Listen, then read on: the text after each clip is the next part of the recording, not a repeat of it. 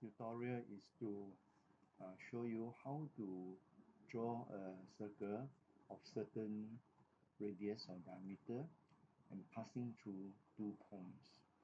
As seen in this screen, uh, these are the 2 points, this point and this point.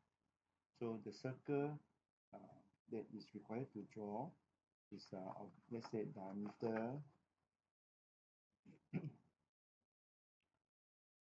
radius 90. So we have to draw a circle of radius 90 and passing through these 2 points. So the method is that first you construct a construction circle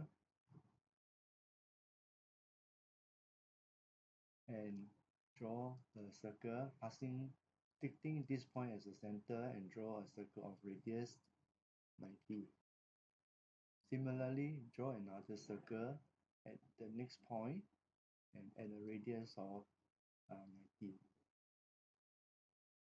Now these two construction circles will intersect at 2 points. So one of the points is a pseudo point. So we will take the intersection point and draw the circle. Change the layer back to the outline layer and select the circle command.